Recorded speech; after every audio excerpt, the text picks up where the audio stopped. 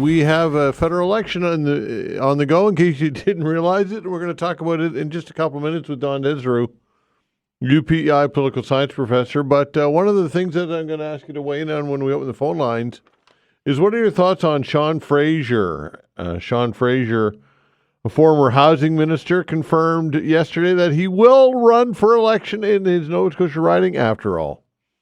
His decision comes about 3 months after he told Canadians he wouldn't be running again to spend more time with his family. Well, folks, it's elbows up, he posted on Facebook. So my question, one of the questions that I'll ask you is, would you vote for Sean Fraser? His track record as immigration and housing minister, far from stellar in my opinion. I mean, perhaps I'm wrong. Perhaps somebody can illuminate me and let me know what he did that was so stellar or noteworthy as immigration minister. We know that immigration number and the government admitted that they took that they had their eye off the ball when it came to immigration targets and housing. Well, I mean, that was basically a disaster as well. And I get it; it was a tough economic time, and as I've said on the show many times, this wasn't unique to Canada, and is not unique to Canada. Housing issues and the cost of homes, but still, these were his portfolios.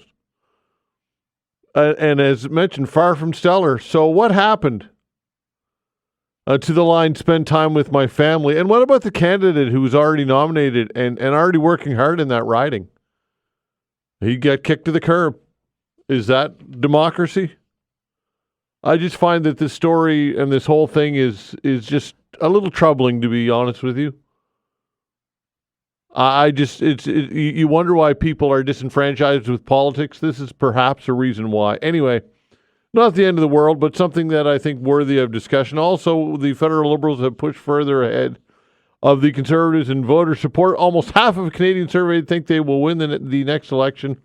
A new poll suggests. So I'll ask you the question, do you believe the polls? Do you think they're accurate? And what remains the ballot box question? So that and whatever else you've got in your mind. We will take your calls between noon and 1 today. It's Wednesday. That means Dr. John Gillis will be by for house calls from 11 until 12, taking your health-related questions. And I look forward to hearing from many of you for both of those segments. Thanks to Vanessa Van Ness as well on the other side of the glass. The Control Ward's doing a fine job as always. And again, thanks for listening. All right, let's dive right into this. Don Desserud, UPEI Political Science professor, joined us for a chat. Don, thanks for doing it. We appreciate your valuable time as always, my friend. Oh, you're very welcome. It's always a pleasure. All right, so the Sean Fraser line, spending time with his family, that, what are your thoughts on the Sean Fraser about face? Yeah, well, we know that politicians say that a lot. My rule of thumb is to believe them, because there's going to be that one time when it's absolutely the real reason. There's something else going on, and then you've got egg on your face because you were skeptical. Mm-hmm. But this is clearly a question of, or this is the question they'll be asked. Let me put it that way. He did not believe that he was going to win because of the polling numbers that show the Liberals at rock bottom. Now with Mark Carney, he thinks he can, so he's back. Now I'm not saying that's exactly what's going on. It may not even be close to what's going on, but that's the story that the opposition, his opposition, are going to say. But I do believe the fact that Mark Carney approached him and said, I need you in cabinet, and I was listening to what you said before, and I don't dispute your assessment of his performance, but it is interesting that people in those positions have a different reputation within cabinet than they might have with the public, and it's based on different things. And his ability to perform in cabinet, his ability to perform in the House of Commons, might be more important in Mark Carney's assessment of him than the assessment that you provided, which might be the ones the public it takes on to, right? So it's a tricky one. All right, the narrative that the times have changed and the existential threat for the United States is at play here, and tariffs are at play. So therefore, I'm needed now, and that has motivated him. Do you believe that? I believe that he's sincere in terms of wanting to help, and I suspect that when he made a calculation about whether helping meant going into a defeat or going that played a big role as well. But I think everyone at this point, and I don't exempt any of the political parties, even the Bloc, believe that we have a real problem on our hands and we have to figure out some way to work together. They will have different ideas about how to do that. And what I've been noticing so far, by the way, is that the political parties seem to have been caught off guard by an election that everyone knew that was coming. You know, they're stumbling in their campaigns. I haven't seen. It's only a week, so let's give it some time. But I haven't seen any of the parties sort of get their game on. You kind of think by now that they have everything all worked out.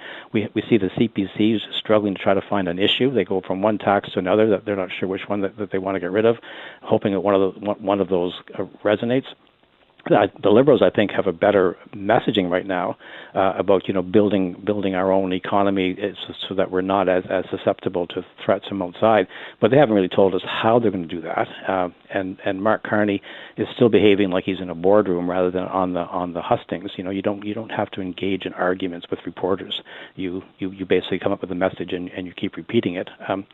So there's a lot of learning I think that has to take place before we'll really see which party is in control of this campaign. Yeah, Carney seems to be a little testy when it comes to certain questions. I think he's got to tame that down. What are your thoughts? Maybe not. Oh yeah, absolutely, and that's what I mean. I mean it's people get cynical about politics because we have these scrums and politicians don't really give answers to the questions, right?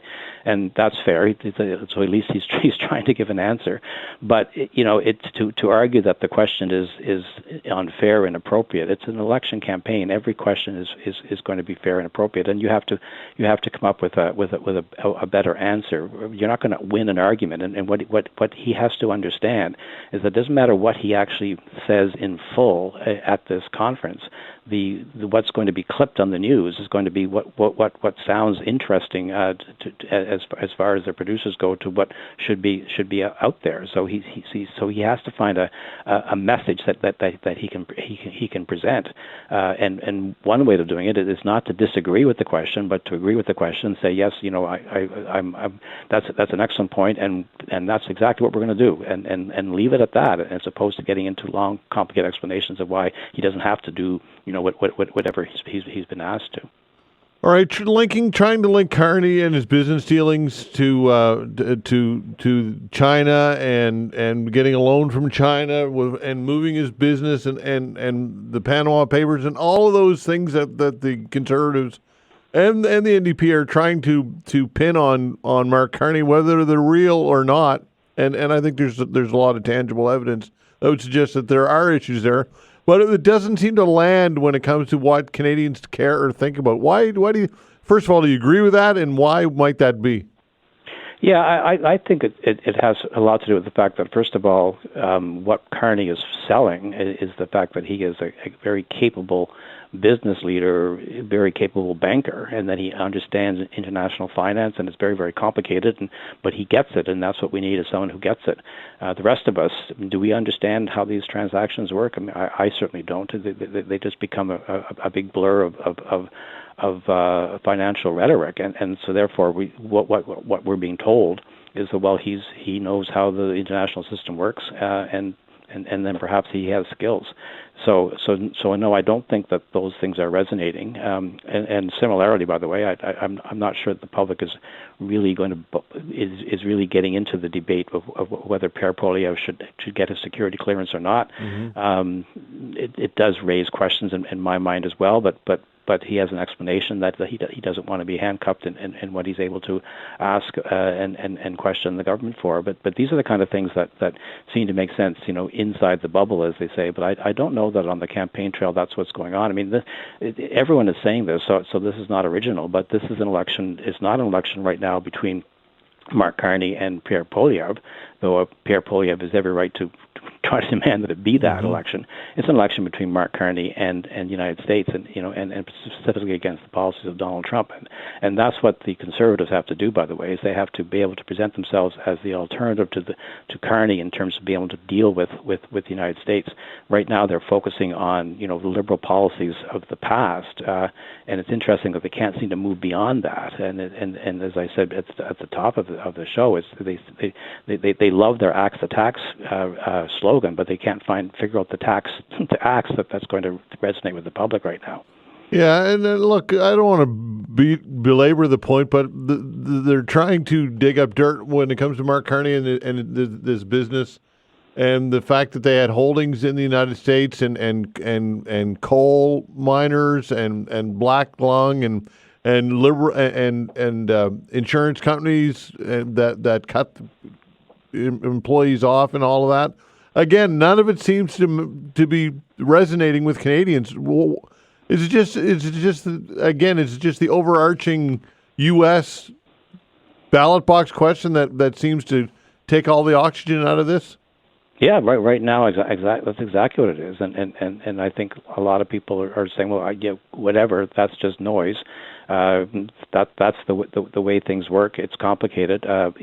Is Carney the person who has a plan, who can, number one, figure out what Canada's going to do, and number two, deal effectively with the United States? Now, if he can't sell that, or somebody else like Pierre Poilievre can come forward with a better plan and convince the public that he's a better person to do that, this could change the fortunes considerably. But that's the question. It's not so much about these other things. These are the kind of questions that you would have in a normal election campaign, and it's not a normal election campaign. And sooner the other parties figure this out, it'll be better for them.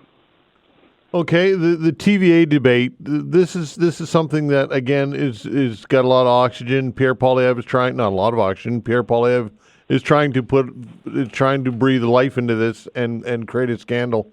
But first of all, it's unprecedented from my knowledge of an entry fee for a debate. Have you ever heard of that before? I never have, and that took me by surprise as well. And I started thinking maybe I just don't know enough about how these debates work. But I've never heard that before. But this is also an example of what I was saying before. I mean, Carney would not be the first prime minister. Harper did this to say, look, I'm going to limit my debates, and that's the end of the story. And when you do that, you say I'm limiting the number of debates I'm doing, and that's the end of it. Like you don't apologize. You don't come up with different reasons. You don't try to find an argument, because if you do, then that's the argument that's going to be attacked. And so this is where the Conservatives think that they've got him. Question would be for me is whether this has any traction outside of Quebec. I'm guessing not, and I'm not even sure how much traction it has in Quebec, because there will be a French language debate that will make a difference in Quebec voters' minds about Carney's ability to be a prime minister.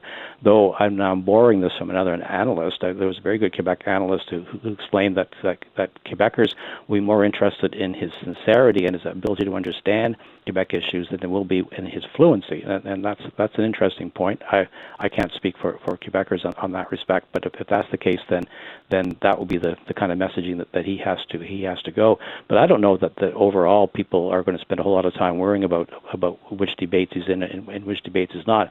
And I'm also no longer convinced that these debates have a whole lot of value. I know that every once in a while there's a magic moment when we say, oh wow, that was the turning point in the campaign, but those are pretty rare. And I think most people just wait to see what the press reaction is to the debate rather than watch the debate itself. All right, so a lot of talk about tax breaks, income tax breaks, GST breaks. So when it comes to new builds for home construction and all of this stuff, again, none of it seems to really matter to Canadians at this time. What do you think? We've got another month to go, or so roughly. They have to create something every day to come out and campaign with and try and entice Canadians to vote for them. At some point, the playbook gets used up, though, does it not? Yeah, and I mean, I think a GST holiday on new housing bills is an excellent idea. It's not the first time we've heard that. but it is a good one. It could resonate with a certain sector of the public that are interested in building new homes. Whether that has any widespread appeal is another question. Taxation is usually a hot button issue in any election campaign. Oddly, or maybe because of what we've just been talking about with the overarching issues of sovereignty, it's not this time. The polls that I've seen with that rank issues, and these are unprompted responses, put taxation down way below other big issues, and the one that dominates is Canada's relationship with the United States. So again, these are things to do, and maybe this is stuff you do at the beginning of your campaign to sort of get a lot of stuff out there. But it doesn't seem yet to be attracting the attention that I think the Conservatives needed to for them to turn this around. Right, the polls. Look, you've got people believing that the polls are conspiring against the Conservatives here. Any validity or veracity to those claims at all, or are they all just conspiracy theories? Well, polls are always a problem. They're never. No one ever likes the polls, even when they're in your favor, because you know that this all becomes relative. So yeah, they're at this number now. Even if they're way up in the polls, and no one is way up in the polls, but if they're way up in the polls and they start to go down, then people start thinking of this as a sign that things are falling apart. What I like to tell my students is that political strategists are the most pessimistic people you'll ever meet. Like, no matter what the poll says, they'll find something wrong with it. Mm-hmm. But as far as the conspiracy goes, I mean, it's simple. You just go and look at the methodology of the polling and compare polls. There's a lot of polls out there. See if they're consistent, and if they're consistent, then it's highly unlikely that there's anything more to it than an accurate poll. Keep in mind that all these polling companies need customers, and they need to have clients, and they can't be engaged in activities that's going to undermine their credibility, because then they'll lose their clients. And so their self-interest is to be as accurate as possible. That doesn't mean the polls are always accurate. Polls are, when you're looking at a poll, I'm looking at the poll tracker right now as we speak, and it says that the Liberals are 40% approval rating. That's a good number. It's certainly bigger than it was before. But 40% of whom? Like how do these distribute across the country? Is this mean there's an incredible amount of support in Southern Ontario, and that's it, and that's skewing the numbers, or is this evenly distributed? I mean, when it breaks down to seats, then these poll numbers are useful, but they're not going to give you an exact indication of how the voting is going to go seat by seat. Very interesting, Don. Appreciate your time as always. Thanks so much. We'll do it again. Thank you. Looking forward to it. All right, take care. Don Desserud, UPEI Political Science Professor. Province buying a soundstage in Mount Uniacke. We'll get to this when we come back.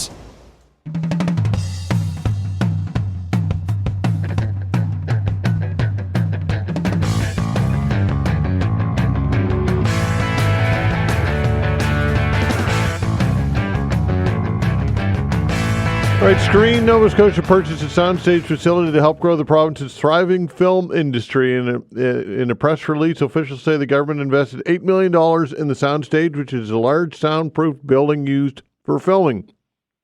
Joining us to talk about all this is Laura Mackenzie, Executive Director of Screen Nova Scotia. Laura, thanks for joining the show.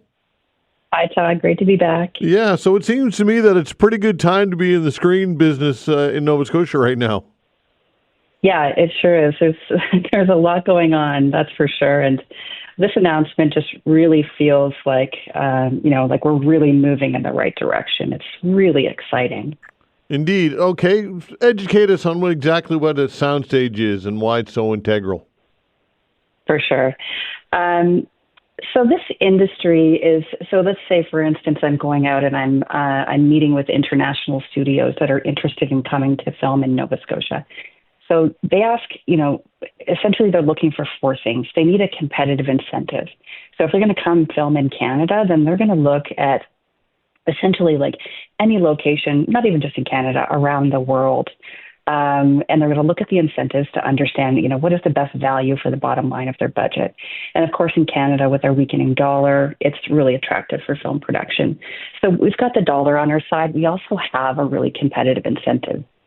In addition to that, we have incredibly strong crews and performers that have been working here and building up those before them and those in front of them for decades. So we have a really strong foundation in our industry here. We also have incredible locations. And then number 4 is, do you have a dedicated soundstage? And a soundstage is essentially like a technically specific warehouse that's clear span and has high ceilings so that they can build their worlds inside of it, and then also go on location and film their exteriors. So having this available to the industry year-round is a major increase in what we have available to us in infrastructure. Okay, Mount Uniacke, why is that a good location? Why was that chosen? Well, it's really about the property. I mean, it was essentially, it revealed itself to us last summer, and there was a production filming there. And so, like, essentially during COVID, there was absolutely no warehouse space, and so that's why we looked at the Crown land, and we were going to build on the land there. But as the more that we dug into the feasibility study, it really looked like it was going to be a long project and it was going to be really expensive. So, post-COVID, when warehouse space started to pop up on the market, we went into a bit of a discovery phase. And we looked at a lot of properties, about 20, and this one revealed itself, and it was essentially turnkey. It does have some fit-ups that are required, but it's 20 acres of property with sound stages on it that we can build upon. So it's amazing. Okay, and when it comes to, I guess, the $8 million, is there any concern that there'll be overruns, or how firm is it that number, that dollar figure will get the job done? No, that dollar figure is going to get the job done, and we'll have a small contingency that we can use, for any overages over the next couple of years. But the business model is really strong. We're really excited about that part of it. Okay, so the business model, speaking of that, and return on investment, why is this a good investment for taxpayers? Well, essentially, it attracts production, not just productions coming from international, but, those productions, for instance, and we'll move on and talk about, the locally developed projects, but an international studio production comes and they invest, anywhere between $30 and $50 million into the economy here. And that's new money. So, the province, obviously, they're incentivizing that, and they're paying out, sort of up to 32% of that. Of eligible Nova Scotia costs back to the studio. But that studio is coming in and they're spending $30 to $50 million, and they're injecting that into the businesses that make up, sort of the backbone of those regions. They're creating jobs, they're hiring locals, and they're just keeping the small businesses afloat and increasing our province's tax base, which is always good. Yeah, and all the intangibles, of course, of what it means to have this industry and filming done in Nova Scotia. And we don't. It's hard to measure that impact when it comes to visibility and attracting people here and tourism and all that. They're all connected, right? But it's hard to measure that. It is. I mean, certainly the tourism impact of shows that are filming that are, sort of finding audiences internationally is priceless. When it comes to the sort of the spin-off effect, it has been measured. We have done economic studies that measure it. We did one a few months ago in partnership with the Canadian Media Producers Association. And the numbers are really, really interesting. I don't have them in front of me right now, but, essentially what they suggest is that, a film production that's coming in, the return on the investment is about sort of between 5 and 7 to 1, which is pretty significant. Okay, so when's construction begin and when will it be completed, and what's the timeline here? Well, we are looking to get started on the fit-ups that are required to, make the space, as optimal as possible for this production season, right now. We're hoping to get started on those next week. So, that's just a little bit of work that needs to be done just to make sure that it's up to code and all the areas that we want production to be able to use. But, over time, we'll be looking at some greater renovations to the space. So, we're hoping to have the space ready for production, in June. And then it's really going to be about when do we have access to the space, because we expect to have a tenant this summer. Who's the tenant? Well, I can't say that right now. It's worth a try, though, right? It's worth a try. Yeah, you're welcome to try. One day they might catch me. Yeah. Okay, well, listen, Laura, congratulations on this. It sounds like it's a pretty exciting time for you guys in the screen industry. So let's continue to have chats. Thanks, Laura. Yeah, thanks for having me. Take care. All right, take care. Laura Mackenzie, Executive Director of Screen Nova Scotia. Climate change means even very, very wet Nova Scotia feels drought. That when we come back. The risk of drought caused by climate change brings to mind images of parched landscapes and withered crops, but in relatively humid Nova Scotia, the threat sometimes lies beneath the surface. Joining us to discuss all of this is Barret Kurylyk, engineering professor at Dalhousie University, also the Canada Research Chair in Coastal Water Resources. Professor, thanks for joining the show. We appreciate your time. Good morning. Good to be with you again. All right. So,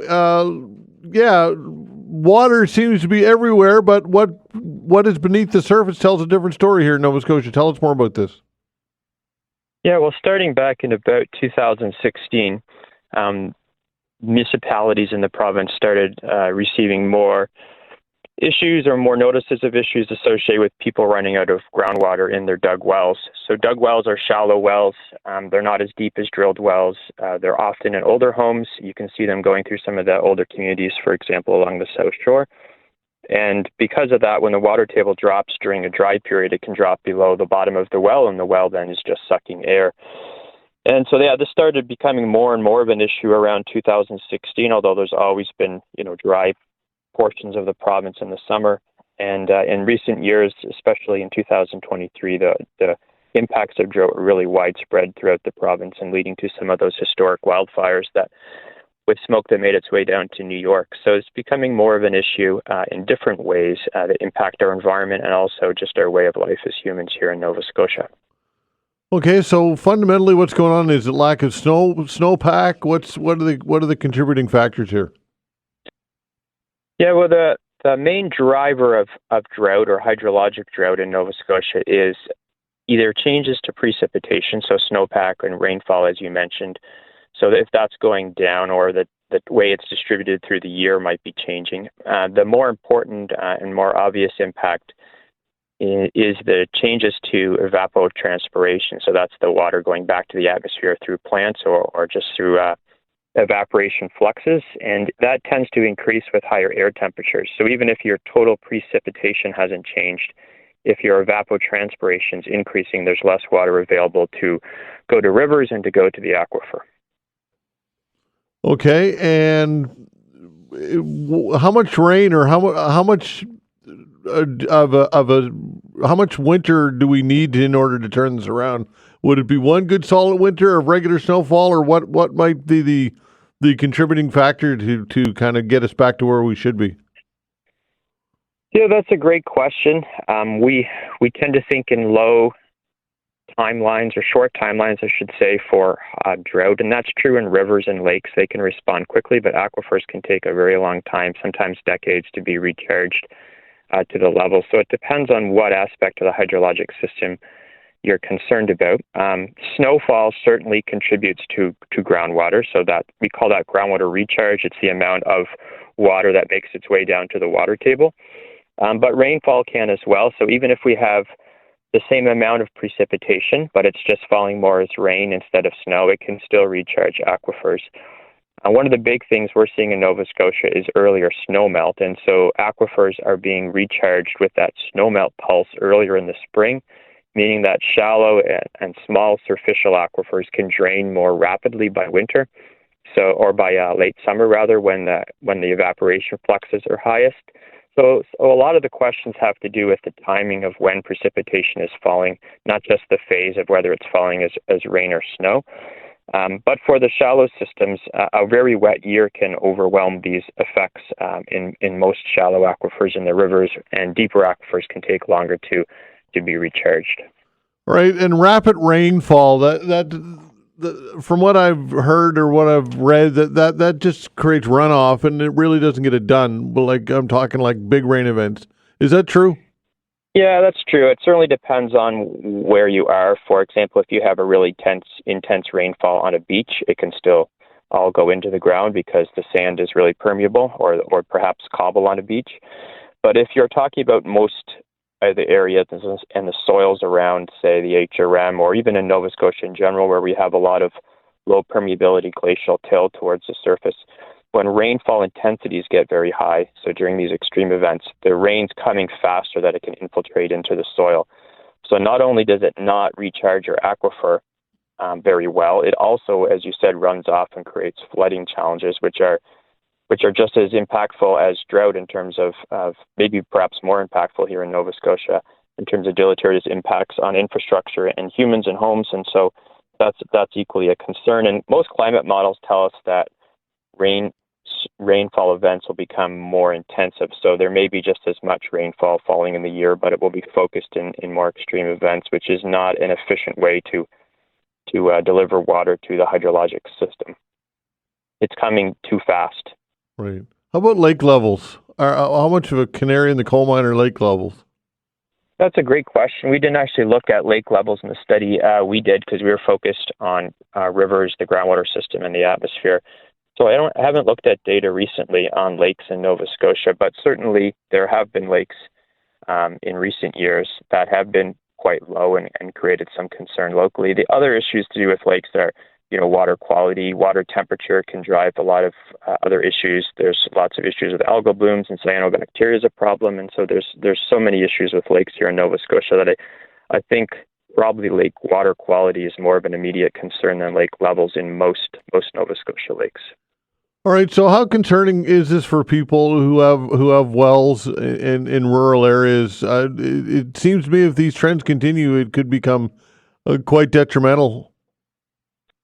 Yes, that's right. I grew up in rural Prince Edward Island. We had a well. So I'm used to the challenges of dealing with wells and the benefits of wells as well. And in Nova Scotia, these often older homes that have dug wells, will probably have to make some difficult decisions at some point about whether they want to drill. There's challenges with drilling. If you live along the coast, if you drill deeply, you'll often hit salt water, whereas the fresh water tends to be shallower, so that's an issue. And then also in Nova Scotia, we have issues with geogenic contaminants, a lot of metal problems with arsenic, for example. And the deeper you go, often the more that's a challenge or a problem. So there's no easy solution, even if you have the budget for well drilling. But from a drought perspective alone, for sure the solution is to drill deeper, and then you have a much higher water column in your well that you can allow to drop, but still be well above your pump intake, and so that's not an issue. So good for well drillers, I guess, in the province, maybe not so good for homeowners. How about municipal water sources? We've had challenges with the water table, even here in HRM. So I would think at some point this would manifest itself in municipal water sources as well. What are your thoughts on that? Yeah, that's the sort of tough decisions that people have to make as a municipality or collectively think about these, because moving to centralized water supply is certainly a more robust way to deal with climate extremes. But it costs money in terms of taxes, and so there's always a trade-off and always public resistance to that, and I understand that. But more and more, I think we'll see centralized water. In some places, though, the homes are so spread apart that just the cost of piping to homes is just not possible or not reasonable. And so in those cases, I think we might start to see semi-centralized solutions. That is, like big supply wells somewhere within a municipality or a group of municipalities that people can go to and fill up water bottles. So it's a source of water that's reliable, but it's not piped directly to your home. All right. Email question from Jason asks, should those with dug wells look to get a drilled well? Yeah, if there's ongoing chronic issues with the well going dry, not all dug wells are going dry, but if that's an issue every summer, it's probably the most obvious solution. But a lot of cost obviously associated with that, and I don't know how much it costs to drill a well, but I'm assuming it's upwards of $10,000, $20,000, $30,000 depending on how deep you have to go, right? Yeah, that's right. And so what a well driller should be looking for is a permeable layer. So sometimes people use dowsing, let's say technology, I use that term loosely, to try to find water under the ground, but there's water everywhere. The question is whether the geology is permeable enough to pull the water out with a pump. And so what a well driller should be looking for is geology layers like sand and gravel layers or fractured bedrock that they can easily pump from. And if your neighbors have good wells and you know what depth those wells are open at, that's probably a good indication of what you can expect. But yeah, well drilling costs a lot of money. I don't remember right now what Halifax has in place, but there are some jurisdictions that are moving, Halifax or Nova Scotia. I'm not sure what the present conditions are for this, but I know some jurisdictions are moving into like interest-free loans for well drilling and things like that. So that might be a potential practical solution to help with the immediate financing issues for wells. Yeah, it's amazing though when it comes to water how we just take it for granted that it's always been there and always will be there, but it's a resource which we have to take care of, right? Yeah, that's right. We have a little bit of an arrogant attitude towards water in Canada and certainly in the Maritimes. We have a lot of water and a low population density, so historically speaking, access to clean drinking water hasn't been a challenge, but we shouldn't take it for granted. We should have a protocol and infrastructure in place that can ensure that we use it sustainably and that we can use it in a way that the system's still accessible to us during drought. And that costs money and investment and will of the taxpayer and the will of the decision makers. Interesting chat, Barret. Thanks for doing this. Appreciate your time. All right, good to chat again, Todd. All right, take care. You got it. Barret Kurylyk, engineering professor at Dalhousie University. Nova Scotia's education minister says schools expected to fly diverse flags. That when we come back. All right, Nova Scotia's education minister said Tuesday he will make it clear to schools on the province of South Shore that they are expected to resume flying flags representing diverse communities. Brendan McGuire told reporters that he believes all schools in the province should be safe places for inclusion and schools that have flags representing diverse communities. Joining me to talk about all of this is the president of the Nova Scotia Teachers Union, Peter Day. Peter, thanks for joining the show. Good morning. How are you? I'm well. Yourself? Not too bad. All right. So this came out of nowhere. What happened here? Well, you're exactly right. It did. It came out of nowhere. I was I was made aware of it the end of the week last week. A couple teachers had reached out to me and let me know that this was something that was going to be implemented in their schools, and found that very concerning, to say the least. Yeah, for sure. I mean, why? It just so the reason why the South Shore Regional Center for Education gave was that the cost that it costs money to fly these flags because they're outdoors, so they were exposed to elements, and kind of a maintenance excuse. Do you buy that or what? Well, I mean, the rationale that the regional center gave is exactly that. Is that if a flag is in disrepair and it shouldn't be flown, and I agree with that. Nobody wants to see a tattered Canadian flag flying outside of a school. So if a flag is in disrepair, then you replace it.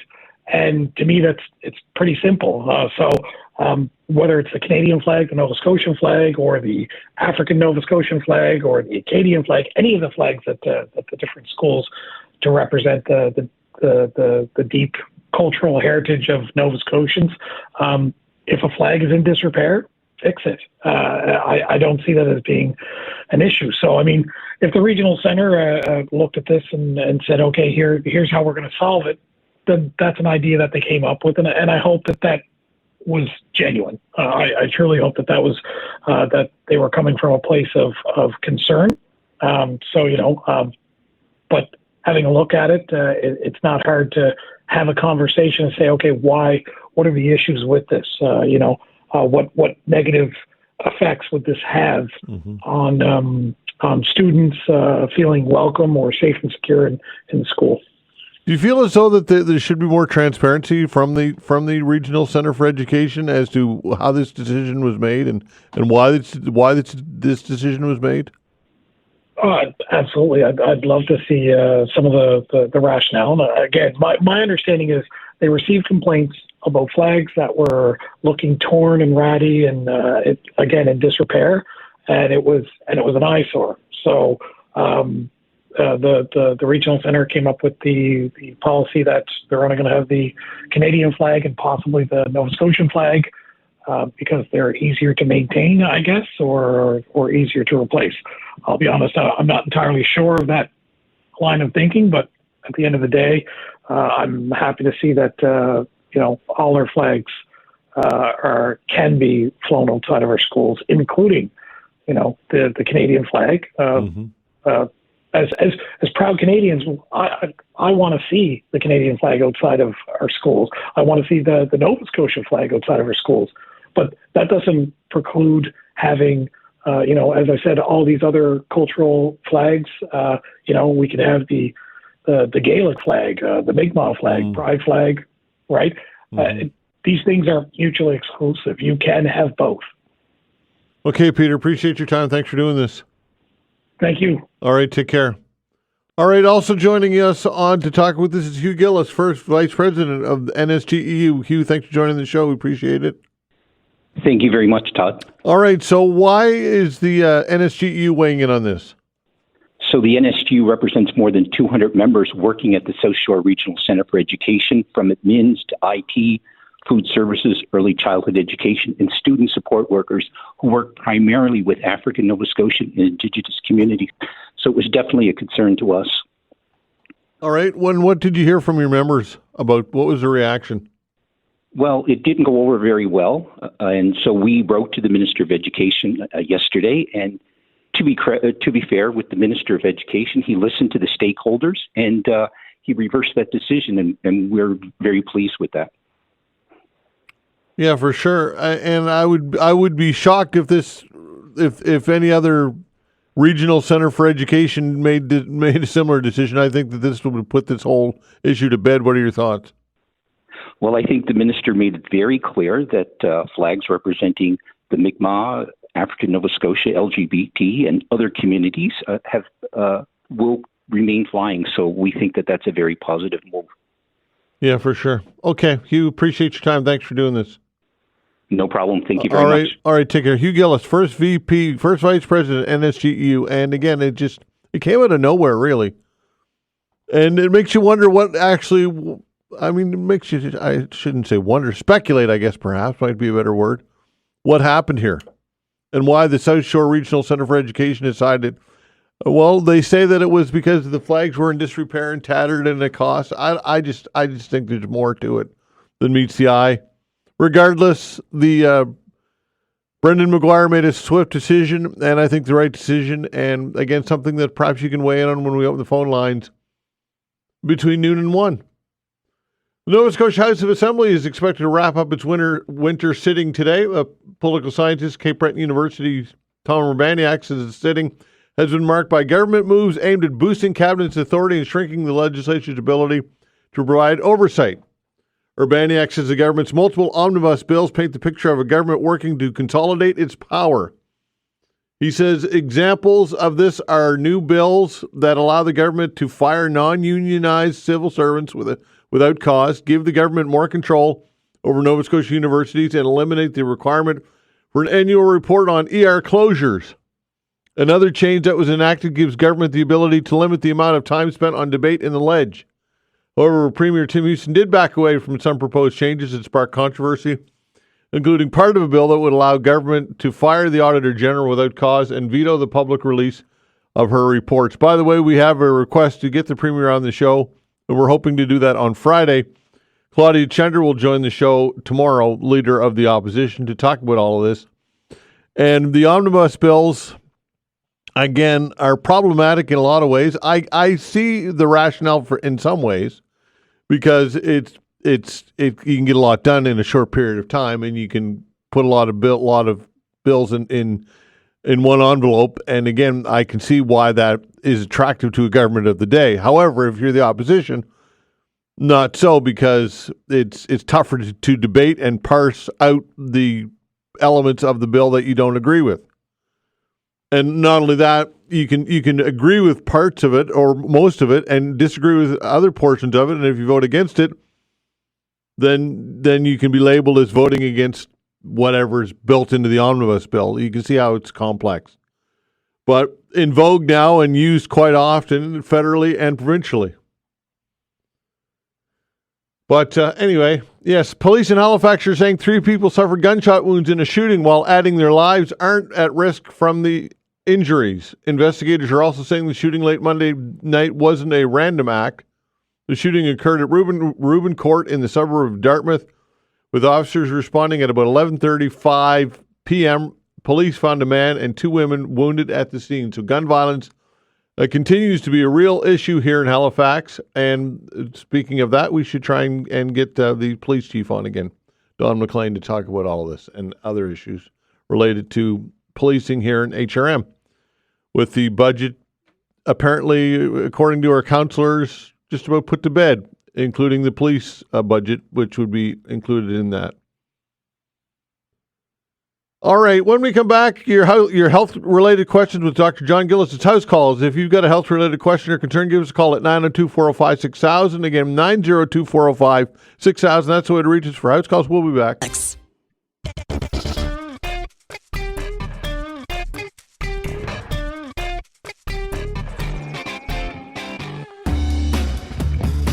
All right, it's time for House Calls with Dr. John Gillis. If you've got a health-related question or concern, give us a call at 902-405-6000. Again, if you've got a health-related question or concern, give us a call at 902-405-6000. That is the way to join us. Again, if you've got a question for Dr. John Gillis, 902-405-6000. Dr. Gillis, welcome to the show. We appreciate it, as always, my friend. Good day, sir. All right. So what's the rub lately on the what's the skinny on what's happening with the ER? Busy as hell, I suppose. Same as always. Yeah, I was there yesterday. 35 to be seen most of the day. Backed up, seeing people in halls, seeing people in chairs. Wow. No good, no change. Yeah. The better weather though, does that impact it? Obviously, we're still in the kind of winter conditions, but does that impact the volume? It tends to lower the amount of viral stuff, but then it tends to replace itself with other stuff. When you're not seeing the colds, you're seeing the sprains and the aches and the broken bones and all that stuff. So, it may ease a little bit, but the problem is still systemic and, has not been and is not being addressed. For sure. 902-405-6000. That's the way to reach us. Again, 902-405-6000. What are some of those systemic issues that are not being addressed? Oh, God. How long do we have? You can book out the day. Yeah, there you go.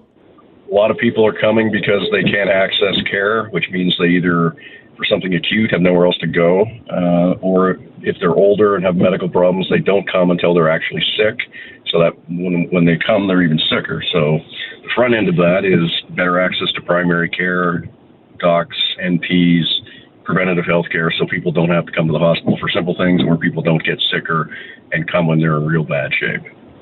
That's the starting point. Are you concerned that perhaps, it seems to me that we don't really talk about healthcare and it being in the form of a crisis much these days? I know that we've got other things to deal with, including what's happening south of the border and Donald Trump. We could spend a lot of time on that, but we won't today. But are you concerned that perhaps there's not enough emphasis on healthcare right now? Oh, look, I'm cranky about it because I was just there and I'm back there tonight. But look, I do think government is trying, and I think successive governments have tried. It's just, there's so many moving parts, and a quantum shift has to happen. We have to do some things very differently bit by bit, just isn't working. Throwing money at new programs. There's been some real good stuff happening. Recruitment's ongoing. The new center in Bears Lake is positive. We have more NPs, but, coming back to that thought, I've said this repeatedly. One of the biggest problems in our system is we failed on demographics when the care provider population changed to be more diverse and more female, which was wonderful, and we needed it. Nobody planned for the fact that to make up for that positive change, we needed more providers. And then some rocket surgeon somewhere decided to, for a while, put everybody in salary with no accountability for, the number of patients and the work they're doing. So we basically lost 60% productivity on, changing demographics and payment models. And we need to recruit more people and train more people. That's, we're trying to do that. But we also need to go back to an incentive-based model where people are rewarded for working, with the obvious caveats that you can't work too fast, be dangerous, or just, churn people through. But, the data are very clear, particularly in the ER, that if you have an incentive-based model, that, the productivity is much higher, and we don't have it. Fair enough. 902-405-6000. Ron's giving us a call. Hello, Ron. Well, I'd like to talk to the doctor about high blood pressure. All right, if you're on speakerphone, just talk right into your phone because it sounds pretty echoey. Oh, there. Okay, go ahead, Ron. Okay, you there? Yeah, go ahead. Okay, all right. Yeah, I last December, beginning of December, I had to go to the clinic and for something else, and then while I was there, I got him to check my blood pressure, and it was 157 over 44.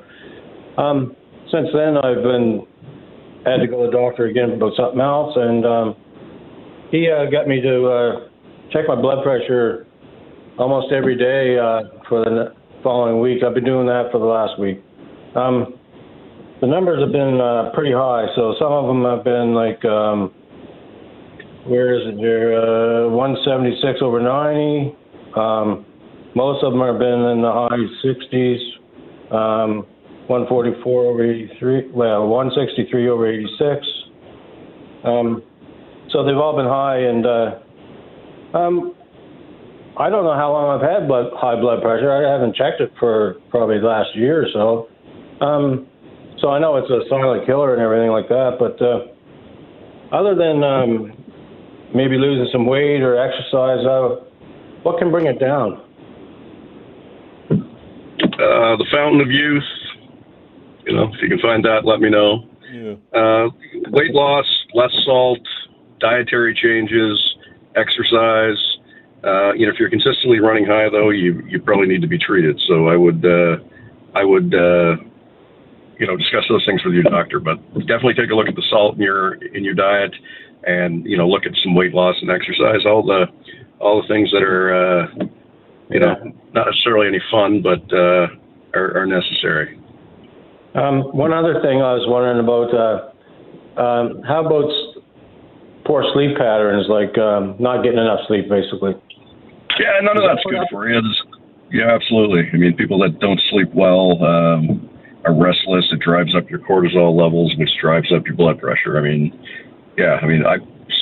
silly little thing. I wear a mouth guard, a mandibular advancement device to help me not grind my teeth or snore, and I left it somewhere. I got it back. Last 2 nights I've, slept remarkably better. I feel remarkably better. Sleep is a big part of life, absolutely. Anyway. Yeah, that's what I was going to ask, because I worked shift work all my life. I'm retired now, but I probably get only about 5 hours a night. I go to bed late and, sleep till I wake up. But, I was going to ask you about the sleep.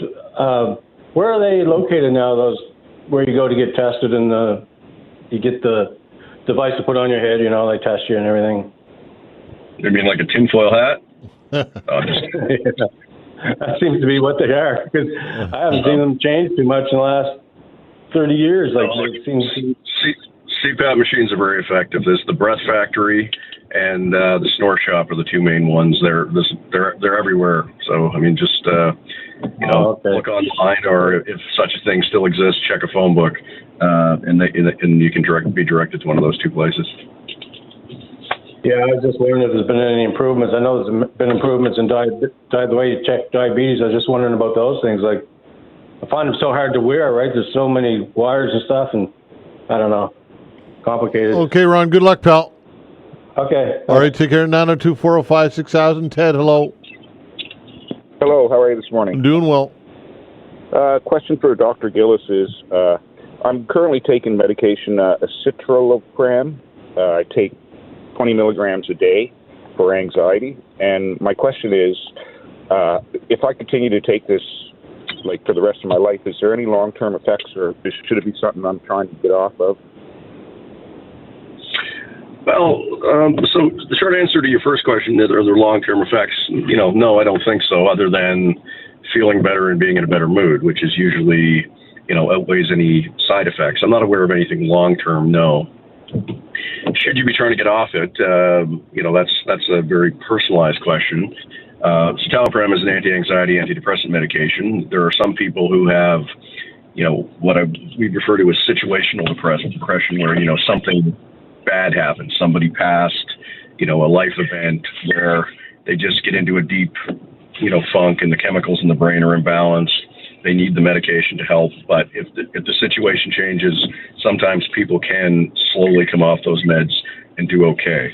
For a lot of people who have baseline, long-standing anxiety and depression, if they come off, they will often revert to where they were. So, it's important to consider those things carefully. If you're having problems with the med, or this, a big change in your life for the better, you could talk to your provider about considering coming off. Generally speaking, if people are doing well, my advice is if it ain't broke, don't fix it.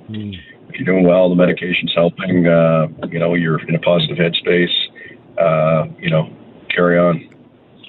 Okay, that's what I wanted to hear. I had a bunch of radiation on my head for cancer treatment, and that's when I started the medication after my 38 radiation treatments. So, but I've tried to wean it down some, and I find my anxiety levels go up when I try to wean it down. So I think I'm just not going to bother trying to wean it down. I'll just stay on it.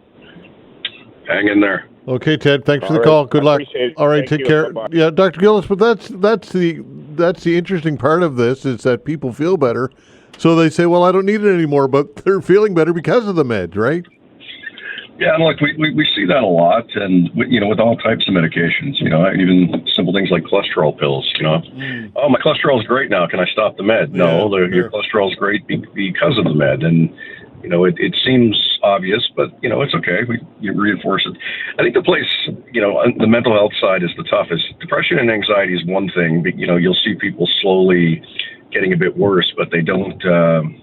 They don't have catastrophic changes. It's people who have, bipolar and psychosis, worse mental health problems, who, do well on the meds and then come off and they're right back to where they were in a very bad place. And, it's important, for healthcare providers, but also friends and family to try and provide support and, reinforce to people, why they need to stay on the meds. How about stigma in mental health? I mean, we made strides and that's great, but there's still a stigma, and people are still reluctant to talk about this, I think. What are your thoughts? I think it's gotten a lot better. There's still a relucance, but generally speaking, people are a lot more understanding, and, they realize that it is a chemical imbalance. It's, there'll always be people that, misrepresent or what have you, but, 99% of the time, it's people with genuine feelings and challenges, and they need the help, and increasingly are comfortable asking for the help. We do still have a real shortage of providers, and again, I know the health authority and the government are trying. It's not a lot. We don't turn out a lot of psychiatrists, and it's just the burden on the system, and down to family doctors who do their best, but are not psychiatrists and trained in the finer points of the more difficult cases. So it remains a challenge in the system, and again, we see a lot of it, ending up in the ER. Do you find that that gender plays a role? I guess men try and tough it out more, or is that a misnomer? Like a little bit, but I would say less so. I think that's gotten better as well. I think we're with some education and a bit of an evolution in society, we're seeing people be a bit more honest, at least with their providers and such. Okay, good stuff. 902-405-6000 if you have a health-related question or concern. Dr. Gillis is ready to address your call as best he can. 902-405-6000. House calls continues when we come back. All right, it's House Calls with Dr. John Gillis. Give us a buzz at 902-405-6000 if you have a health-related question or concern. Again, 902-405-6000. While we await some more calls, here's an email question from Patrick. He says, I'm a 40-year-old male. I had a blood test done recently where both the good and bad cholesterol were both high. I work out every day, log every food I eat, and avoid processed foods and fast food. I'm not totally sure what lifestyle changes I have left to make to decrease my cholesterol. The nurse practitioner said the good cholesterol was the highest she's ever seen. Based on all this, is it possible I might be just genetically predisposed to high cholesterol? Is that something worth asking her about? That's from Patrick. Yeah, I mean, that's the deal with, I would say, most people with high cholesterol, is that, there is change you can make with diet and exercise, but a lot of it's genetic. I often joke with patients, I've got triathletes on Crestor, and I've got, Donair aficionados that have normal cholesterol, no matter what they eat. So, the most people are somewhere in the middle, that they can make positive change, and they should, in general, improve their diet and their sugar balance and their weight and everything else. But for some people, there's just nothing doing. It's not going to come down without treatment, and it is an easily modifiable risk factor with treatment. Now, the other thing we say with that is, that doesn't mean you should just give up and eat whatever you want and lay on the couch and watch the Flintstones reruns, but balance. Although the Flintstones are pretty good. Yeah, the Flintstones. That's a reference I haven't heard for a long time. Maybe Gilligan's Island. What do you think? Yeah, no, I like Fred better than, everyone has their own. Okay. 902-405-6000. That's the way to reach us. Again, 902-405-6000. Len's giving us a call. Hello, Len. Yes, good morning. I want to ask the good doctor, has he... Len, turn your radio off, first of all, please. We're getting an echo. How's that? Yeah, that's good. Go ahead. I wanted to ask the good doctor, does he have any cases? I have a good friend of mine that has got the mad cow disease. Are there cases like that still around? Len, your radio's still on, bud. Turn your radio right off. How's that now? Oh, I don't know how difficult it is to turn the radio off, but is your radio off? Yes, it's off now. Okay, good. All right, go ahead with your question again, please. No, I heard it. It's fine. I was asking if there's any mad cow around. I think there are some politicians south of the border that have a case right now. But other than that, I have not heard of a case of mad cow in many years. You say you have a friend who has it? What would cause that with somebody right now? That they caught it from maybe some food that they ate or something? It's sort of complicated. It's not really passed in a traditional means. It's passed by certain proteins that people get exposed to. So, but are you saying there is a case? Like, again, this is news to me. Where's this? In Halifax, here. And when was this? And it's at the and the case was at the hospital here in Halifax. That's very interesting. Well, I will look into that. I had not heard about that. But anyway, it's passed through the proteins that are found in components of, the meat, but also some of the feed and feed products. So but again, very unusual. So thanks for raising that for me. I'll look into that. I hadn't heard anything about that. Okay, Len. Okay, doctor. Thank you very much. All right, thanks for the call. 902-405-6000. That's the way to reach us. Again, 902-405-6000. But it does speak, Dr. Gillis, to the you are what you eat in a way that turn a phrase. It's relevant in that what we consume is potentially harmful to us based on chemicals that livestock has been exposed to. This is all realistic stuff, right? Yeah, look, it's, if you read reviews of a lot of foods or breakdowns of foods, medications, you wouldn't eat any of it. It is important to be educated, and I think in general to try and keep down the amount of additives and preservatives and such that we expose ourselves to, because they're not good. On the other hand, some of them are necessary to preserve foods and have been used for years safely. So finding balance, again, I use that word a lot, but it's important. Yeah, I saw the story kind of related to this on the CTV website today. Bad news for gum lovers. It may contain microplastics, new research finds. So now gum might be dangerous. Well, that's it. Water's dangerous. Yeah. Drink too much water. Yeah, exactly. That's right. Okay, 902-405-6000. That's the way to reach us for House Calls with Dr. John Gillis. If you've got a health-related question or concern, give us a buzz at 902-405-6000. Dr. Gillis with a wealth of knowledge and experience ready to impart it upon you as best he can. Again, 902-405-6000. That's the way to reach us for House Calls with Dr. Gillis. House Calls will be back. Thanks. All right, it's House Calls with Dr. John Gillis. The way to reach us is 902-405-6000. If you have a health-related question or concern, give us a buzz at 902-405-6000. Jeff's done just that. Hello, Jeff. Yes, good morning. Thank you for taking my call. Absolutely. Dr. Gillis, I have recently had very inconsistent, sharp stabbing pain. Once on the lower region of my back, the left side of my back, and a little more consistent on the right side of my back. But when it happens, it's in seconds and it's gone. The first thing I'm thinking about, not that I'm trying to be Mr. Doctor here, but could that be kidney stone related, or would that be otherwise more consistent? So, first of all, kidney stones it's theoretically possible to have a kidney stone on both sides. I can't think of the last time I've seen that happen, but it's possible. The fact that you're telling me it's on one side than the other makes that unlikely. Kidney stone pain is usually consistent. Once a kidney stone starts to move down from the kidney through the tube of the ureter on its way out and gets itself stuck, the pain is intense and doesn't just kind of randomly come and go. So, theoretically it's possible, but I would say it's probably unlikely. Otherwise, could one assume it's just a muscle spasm? It could be. The greatest way to be a bad healthcare provider is to assume things. So you look at possibilities, you examine someone, you consider the most probable scenario, and you investigate and treat based on, on the likelihood and the odds of what's in front of you. So that's possible. Could also be there's a tarantula on your back that's biting you and you haven't noticed. So anything's possible.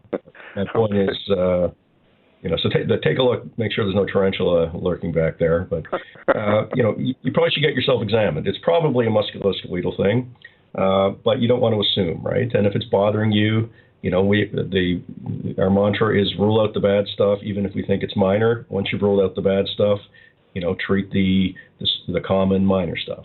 Fair enough? Great. Thank you very much for your time. I appreciate it. Thanks, Jeff. Take care.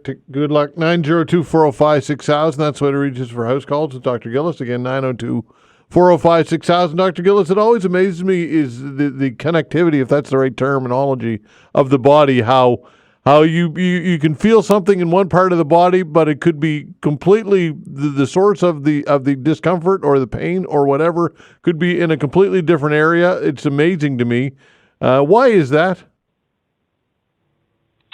Well, the body is a complicated supercomputer that whether you believe in God or what you believe in, we still have not unlocked even a fraction of how complicated the body is and how the chemicals, the systems that regulate it are. Some of them are very straightforward, but you can have a hand injury and end up having pain all over your arm because of the way the nerves are wired. So, that understanding is important. And again, medicine in many ways is an exact science, and in many ways it's not. It is, looking at someone, listening to them, examining them based on the probability of, what could be causing their symptoms. You react and investigate appropriately. Every person who comes in with a headache does not need an MRI. And, there are a CT scan of their head. There are criteria, there are examination points, there are things we look for. Most of the time we get that right. And, could argue that everybody with a headache, you could run them through the CT scanner to make sure. That's not practical or possible. So we make, with the information we have available, we make the best decisions we can. And most of the time we get it right, but not every time. 902-405-6000. Lee's giving us a call. Hello, Lee. Hi, how are you doing today? I'm doing well, you? I'm doing pretty good. Thanks very much for taking my call. Sure. Dr. Gillis, I just have a quick question for you, if you don't mind. I've been undergoing some health issues with some symptoms that I'm experiencing, and I'm really wondering how the best way to go about being the best possible self-advocate for my care. So what my situation is that my symptoms aren't really pointing to any one diagnosis. I do have some heart trouble, and I've been having heart palpitations and some fatigue and lightheadedness and dizziness. And the cardiologist can't figure out what's going on, and my family doctor can't figure out what's going on. And I kind of feel like I'm being lost in the system, just shuffled from specialist to specialist without any answers. And it's starting to get a little bit frustrating. I really don't know where else to go or what to do to really advocate for myself so I can finally get some answers. Yeah, I mean, it's a tough question. I don't know what your symptoms are, but even if I did, we see a lot of people. We see people frequently where we work them up and we don't know what's going on.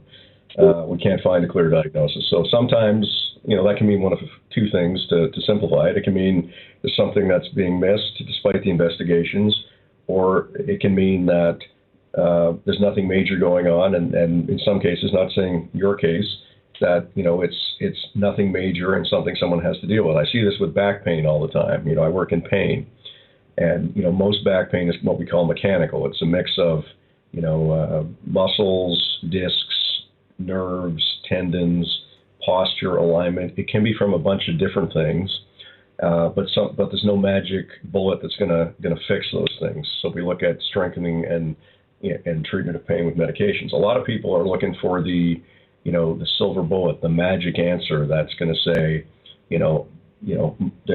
here's the problem in my back. It's this one disc that's pressing on this one nerve, and we get rid of that, and I'm going to be running the Boston Marathon next year.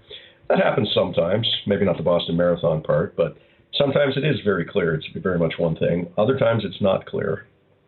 So this is why it's tough, and back to doing the best you can with the information in front of you. It sounds like you've been well worked up. If you're still having symptoms, the approach is usually to go back to your primary care and say, look, I know you've done a bunch of stuff. I'm still not feeling well. What else can we do? Talk it through.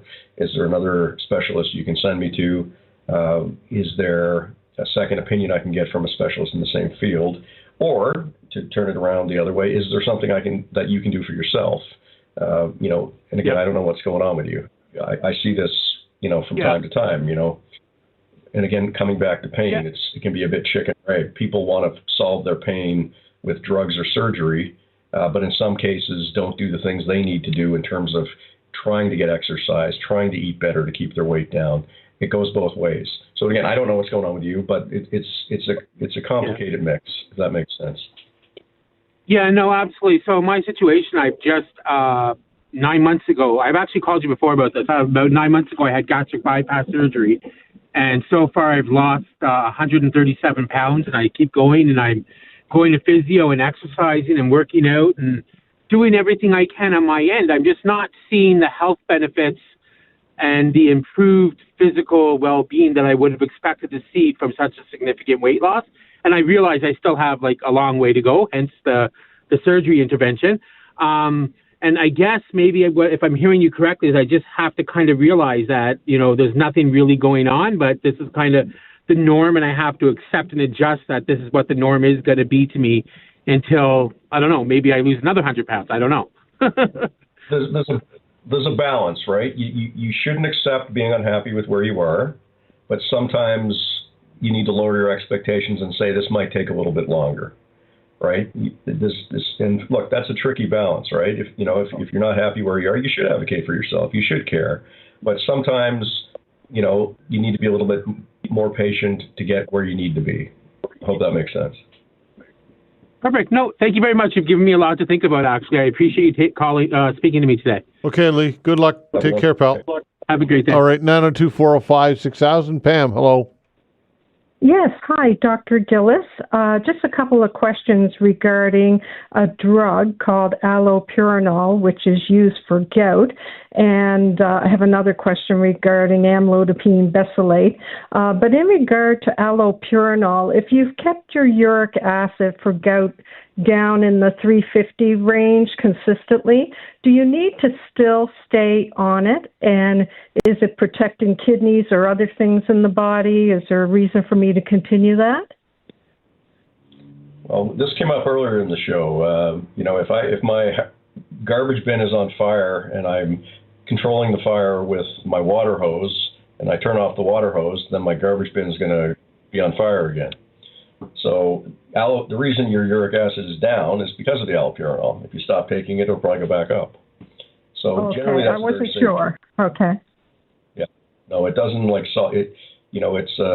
That's what it's for. It's meant to keep It's generally a very safe drug, but I see this fairly often. People, Todd mentioned it earlier. People come off their drugs and they're like, "Why is my gout back?" or "Why is my cholesterol high again?" or, Right. Many examples. Okay.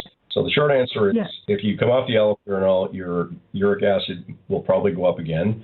Now, if you've made massive dietary changes and such things, you may be okay, but it is likely to increase. Yeah, and I definitely have done those dietary things, so I wasn't sure if I should test the waters out by going off of it or just keep on the allopurinol. I can't tell you what to do, but that would seem logical. Okay. Okay, great. Pam. And go I ahead. ask a question about blood pressure and amlodipine? Sure. I have found I had that as well, right? And the amlodipine, which is quite a common drug, seems to cause inflammation, particularly in the legs and things like that. And I tested that theory out by going off of it, and the swelling and things like that go away. So my question is, should I see if there's something else that's better for me to be on? Yeah, amlodipine can cause leg swelling. It doesn't. It's actually probably my preferred first-line drug because generally it has a very low side effect profile. It doesn't, it doesn't cause some of the dizziness and the other problems that some other drugs can. It doesn't affect electrolytes like diuretics, but it can, because it dilates blood vessels. It can cause some leg swelling. So, if it's bothersome, you could definitely look at a different option. There are multiple options, and this is, again, the art and science of medicine is trying to find the right fit for an individual. There are multiple good choices. There are pros and cons. We look at the relationship to other health issues, consult the Ouija board and our friends at the Illuminati and make a decision. Okay. But great. Yes, Thank you very much for your time. Okay, good luck. Have a great day. All right, take care. You. All right, you got it. 902-405-6000. That's the way to reach us for house calls. We got the good doctor to the top of the hour. Got some room for you as well. Give us a call, 902-405-6000. House calls continues when we come back. All right, it's House Calls with Dr. John Gillis. We've got the good doctor to the top of the hour. Got some room for you as well, 902-405-6000. That is the way to reach us. Again, 902-405-6000. Patrick, hello. Hello, how are you? I'm doing well. I was, when I was 33 or so, I ended up hurting my foot. And after going to the doctor, he found out that I had the gout. And I was put on allopurinol. It took the gout away totally. So I stayed, because there was a number of times I had the gout. So I stayed on it for a number of years. And it all seemed well. And so I came down with liver cirrhosis. Now, I'm not a drinker, so I very seldomly drank. And they chalked it up to non-fatty alcoholic liver disease or non-alcoholic liver disease. And I was at the liver clinic for a number of years, just going through the whole system. It was 10 years that I was there. And basically, it wasn't until I did a search on the hardest drugs on your liver, and allopurinol was number 2. And I stopped taking allopurinol. My cirrhosis cleared, and now it's back to totally normal function. And I have not. Unfortunately, my uric acid has crept up a little bit, but I've never had a gout attack since. Yeah, well, thanks for sharing that. Now that's like one from the memory banks. When you learn about allopurinol, they tell you it can cause liver problems, but it's extremely rare. But it's good to be aware of that. Again, I hadn't thought about that, or I remember learning about that a long time ago. During the Korean War. But yeah, thanks for sharing it. And so your liver's back to normal. My liver's back to normal, but it was only after the fact that I went off the allopurinol totally. And it's weird because I went for a fiber scan halfway through my time at the liver clinic, and he noticed my medication at that time, probably 5 years in, and he said maybe just cut back on that allopurinol a little bit. And then So it made me research it a little bit. I cut it out totally, and now I'm perfectly liver's back in the pink, if you will. Well, that is great news, and thanks for sharing that. That's an interesting medical bit, and I'm glad you're doing well. That's awesome. Thanks, Patrick. Thank you. Thank you. All right, take care. Nicole, hello. Hi. Thanks for taking my call. I just I have a question about the symptoms of perimenopause. So I believe I'm in perimenopause. I'm 46 years old. But I have, from what I've read, I have like classic symptoms like the night sweats, hot flashes, things like that. But my question is, I find that around the time of my cycle, like right at the end of my cycle, I just get extremely exhausted, almost like bedridden with like fatigue.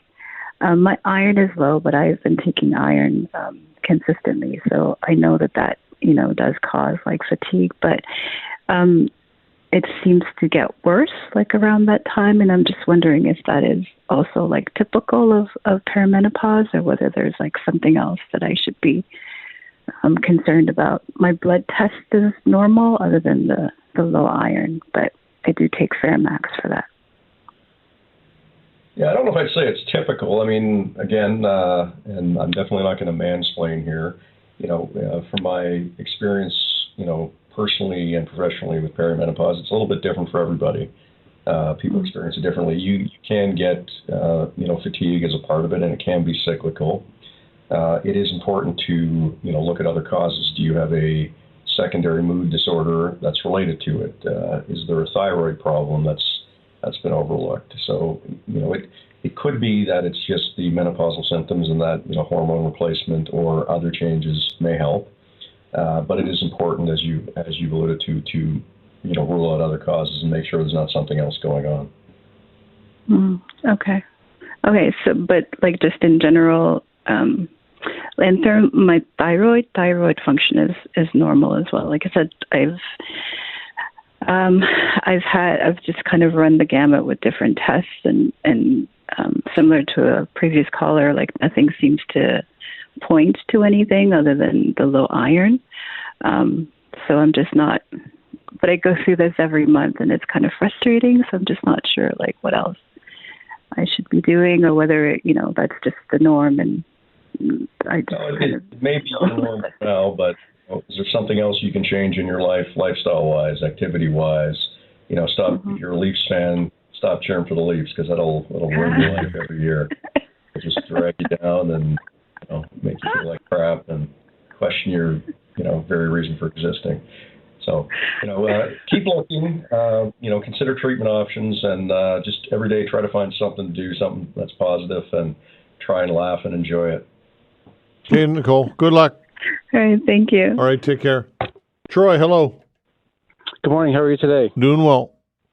That's good. Dr. Gillis, since I was a kid, I've always had really bad earaches on the left ear. Now becoming an adult, it's not very. They don't really come now. So my question is that ever since I've been using a Bluetooth speaker in my left ear, sometimes when I take it out, I'll have a clear fluid come out. Now, I don't know, like there's no wax in my ear or anything like that. So I'm curious to know what that clear fluid would be. Well, that is a tough question to answer. Theoretically, this fluid behind your eardrum, it could be leaking from there, but there's no real reason why it should. I mean, that's meant to be a sealed compartment unless you have a hole in your eardrum. But if you had a hole in your eardrum, you'd think you would have hearing issues or discomfort from the headphones. You could have, some inflammation or infection in your ear canal, in your outer ear, that maybe is irritated by the headphone and is causing a little bit of seepage. That would probably be the more likely scenario.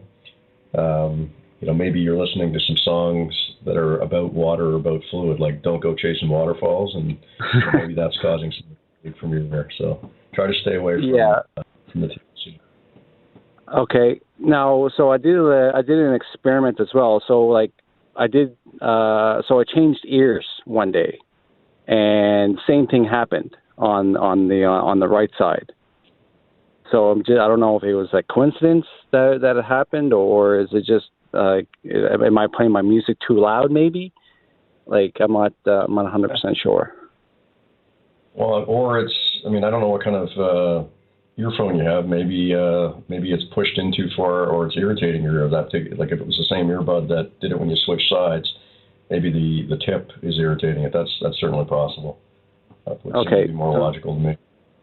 Okay, yeah, because it's like so my my left side right now it's there is irritation there. And but yeah, I'll monitor that and make sure I don't push them in too far. Then. Okay, thanks, Troy. Good luck. Okay, thanks a lot, man. Thanks. All right, Bob. take care. You got it, Dr. Gillis. Great as always. Thanks, my friend. We'll do it again next week. Well, it's a pleasure. Thank you. All right, take care. That's Dr. John Gillis. That's House Calls. To do that each and every Wednesday from 11 until 12. Now we have some time for you and your calls, your general calls. What is on your mind today? Speaking of general, how about the general election, the federal election, 902-405-6000. What are your thoughts on that or anything else you want to get into? 902-405-6000, an open hour when we come back.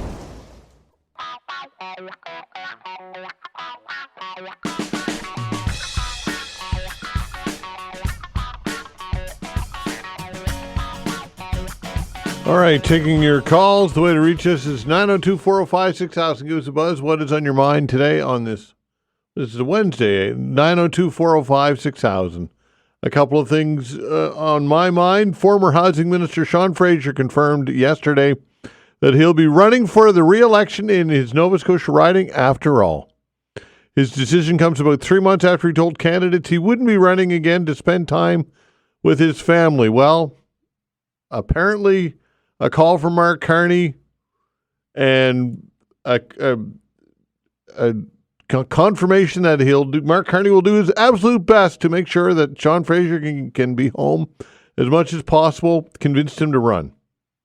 And it's troubling times with what's happening in the United States and the existential threat to our sovereignty. And after all, we need seasoned members of Parliament.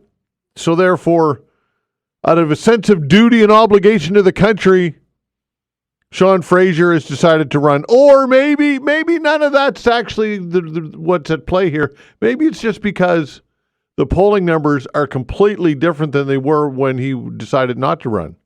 When Justin Trudeau and the numbers were abysmal and they were going to, it looked as though it get blown out in the election. Maybe that might be at play. I don't know. Maybe I'm just an old cynic here. Maybe I've been hosting a talk show for too long and I'm just too cynical.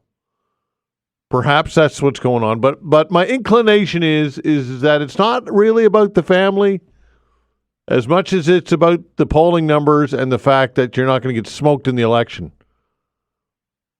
I'm uncomfortable with this. This bothers me not on a personal level, but it bothers me that our democracy doesn't really function in the way that it should.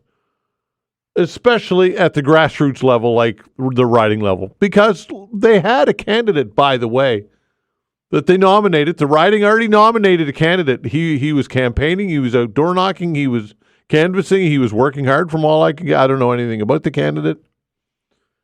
But for Mark Carney to just simply say, I want Sean Fraser in there, and therefore the candidate who was duly elected, see you later, there's the curb. Thanks for nothing. Sean Fraser, the new shiny guy to put back in the window. There you are. And based on what? I don't want to be too hard on Sean Fraser. Good Nova Scotia boy, no doubt. But his track record with immigration was not good. Runaway immigration under his watch. And the Liberals have admitted as much. This isn't just the opposition crying foul over this. The Liberals have actually admitted that they lost touch of immigration numbers. And it was Sean Fraser that was at the wheel when it happened. And housing, Minister of Housing. What did he do to impress anybody as Minister of Housing? I can't think of one thing. Yet he's been tapped by Mark Carney to run again and kick the candidate to the curb who was running. Would you vote for Sean Fraser if you're in this riding? And maybe some of you love Sean Fraser and think that. And look, I don't doubt that he's not a good guy. I'm not saying this is not a personal attack on the guy, although it may seem like that, but it's not. This is about politics. And I think it's, I'll even use the term, it's a little greasy, in my opinion. So there's that, or whatever else you want to get into. Polling numbers, do you believe the polls? I guess if you like the Liberals, you do. If you don't, you don't like the polling numbers. 902-405-6000, that's the way to reach us. Hello, Jim. How you doing? Doing well. Yeah, I'm just calling in regards to the federal election. And I'm a unionist, a union representative, and I don't like to advocate for any particular party, but I like to educate folks on the issues. So it's very important that people get involved in the upcoming election, to get engaged, look at the platforms, look at the policies, and then figure out who best is going to advance your agenda. When I started looking at the different platforms, I was looking at the Conservative Declaration, Section C, Democratic Reform. And I noticed that within their platform is the right to work legislation, or their declaration. They like that right to work. They've had that. The Conservatives had that in the past with Tim Udak from a provincial perspective, and he lost his election in Ontario to Catherine Wynne. But the right to work is an anti-union, it's union-busting measure that union folks need to know and understand what it is. It's the right for an employee, someone come into a workplace, a unionized work environment, and not pay union dues, but get all the benefits from a collective agreement, whether it be safety, boots, work gear, overtime provisions, health and welfare, pension, whatever's in that collective agreement, they're going to get, but they don't have to pay union dues, because the Conservatives believe it suppresses them economically, which we all know is not true, because unionized workers on average make 30% more than non-union counterparts. Mm-hmm. So I just wanted to put that out there, and your thoughts on it? Well, I'm not exactly sure what you're asking me to weigh in on, Jim. I'm a little confused. Well, what I'm saying is folks need to know who it is they're voting for in the issues. Mm-hmm. I don't tell anyone who to vote for. That's not my issue. But you should be educated on the issues. The Conservatives have the right to work, which is a union-busting measure. If you look down the states, union density is less than 10% of the workforce are unionized, and almost 50% of the states are right-to-work states, and a lot of them are have-not states. Right. So the right to work suppresses the middle class, and it creates a divide between the haves and have-nots. All right, explain more about this right to work. Excuse my ignorance on this, but I don't. The turn of phrase does not ring a bell for me. Okay, so I'll tell you, you just Google. It's a Google search. Go into the Federal Conservative platform. It's going to come up, the Conservative Declaration. Go to Section C in the appendix, and it'll be called Democratic Reform. And under Section C, you go to number 17, it's called Workers' Rights. So if you go to Workers' Rights and read that appendices there, number 17, I believe it's on page 14 of the Declaration, they believe that Canadians can go into a union workshop, a union environment, but not pay union dues. And what's that going to do? If everybody decides not to pay union dues, it will break unions. Unions won't be able to operate. They won't be able to, if there's a grievance that has to go to arbitration, arbitrations cost $30,000 or $40,000. They won't be able to do that because they won't have the money to arbitrate grievances. All right, how often is this happening, Jim? Arbitrations? I'm an international union. I'm a business manager in Nova Scotian PEI, and I spent over hundreds of thousands of dollars arbitrating decisions some big employers. Yeah, not the arbitration. How often are people using this loophole, I guess, of wanting to work under a union umbrella, not pay union dues? How often does this happen? Oh, it's not in Canada. It was introduced in Ontario by Tim Hudak. He tried to introduce it from a provincial standpoint, and it never flew. So we're very fortunate. We don't have right to work in Canada, but in this Conservative declaration, the right to work is in their declaration. Now, the Conservatives are telling, I don't know if they're trying to hoodwink unions or union leaders, that they're pro-union. They've never been pro-union, never been. But they're trying to convince unions that they are, and they're backed by multi-million-dollar companies, right-wing companies. And if they were to get a majority government, I would suspect it wouldn't be any different than it is in the States. Project 2025. Here's the playbook. Start putting things into legislation like Donald Trump's been doing. So I'm very fearful for that. So unions need to wake up and read and educate themselves on the issues. And that's all I ask, that whoever's listening and they belong to a union, if you value unions, look at the Conservative Declaration, Google, search it.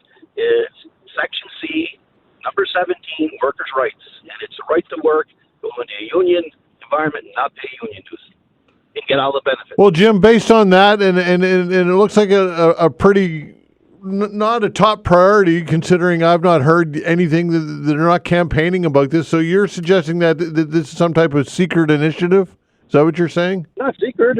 Well, I'm saying it's not secret. It's in their declaration. Okay, but under the radar, they're not trumpeting this. I would say it's under the radar. Okay. I would say it is. If I was an NDP or a Liberal, I'd probably try to get some mileage. I'd probably point that out and make it obvious to unions, like the Boilermakers Union just endorsed Barret Kurylyk, right? Yeah. There's a construction council in Ontario. I see that they've just IBEW actually endorsed Barret Kurylyk, which is, to me, I can't fathom a party that an anti-busting. Well, you're using pretty charged language and making some pretty broad assumptions here, comparing him to Donald Trump. Based on that, I don't know that that's fair, Jim. I guess is what I'm saying. Well, and that's your position, and like I say, and I know, like I say, we all have positions. Yeah. What I'm saying is the right to work. If you Google it, it's a president. No, I get that. I get that, but I just think that I think we need to be careful, Jim, not to fearmonger, and I'm that's the term that's come to my mind. I don't know if that's fair or unfair, but. No, that's a good point. But what I'm saying, I guess if Conservatives valued unions, well, why don't they get rid of number 17, right to work, out of their platform? Okay, Jim. That's all I say. Okay. If they had a doubt, okay? Okay, thanks for the call, pal. Great. All right, take care. 902-405-6000. We'll continue with your calls when we come back. 902-405-6000. That is the way to reach us. Hello, John, the friendly barber. Oh, geez. That's my new nickname, I guess. You're not going to think I'm too friendly right now, but no, Todd, respectfully, just as soon as I hear that name, Sean Fraser, my blood just boils. If I could meet that guy, I would love to take him around and show him the suffering that he has caused by bringing so many people in too fast without any planning. Like all the seniors that I know that have lost their places, been homeless. Or are they even like the immigrants and that have to live like 10 people to an apartment, like bringing them here knowing there was nowhere for them to live? Like he disrupted and hurt like a lot of people's lives, whether it's intentionally or not. But I hope that guy will actually reflect and maybe realize the suffering that he's caused like someday, because it's just horrible what he did, Todd. I just get so worked up. Yeah, about it. and the fact that Mark Carney, they had somebody already in that riding who was democratically elected, and just to kick him to the curb, I think it's just sad. Quite, I don't know what other adjective to use. Yeah, no, I know, and it's just like it's nothing to do with Sean Fraser's political stripes, but he has a wife and kids, like. I would like to know what it was like if he's out there listening now. Like, how would you feel, Sean? If you and your family were renting a house and you got rent evicted, or there was too many people coming in, and then you and your kids and that couldn't get housing and that. That's what you've done to people, Sean. Anyway, Todd, I could rant all day in that, but just hearing that guy's name just makes my blood go through the roof. All right. Well, don't get the blood pressure up. It's not worth it, John. Relax. I need Dr. Gillis. I'll let you go, dude. Okay, pal. Coming in. All right. Take care. 902-405-6000. That's the way to reach us. Again, 902-405-6000. I don't want to be too hard on Sean Fraser, but this is one of these stories that gets under my skin. And it makes everybody, I shouldn't say everybody, makes a lot of people cynical of politics. And I think rightfully so. 902-405-6000. Grant, hello. Good morning. Whenever I hear people pro-Liberal Party, it feels like the Men in Black came here with that stick and just wiped everyone's memory of the last 9 years. And it just feels like people are out of touch with what's going on. I know you bought a house 20 years ago and it's paid off. I get it. But they don't care that a one-bedroom apartment is $2,000 at best. They don't care a two-bedroom house is $400,000 at best.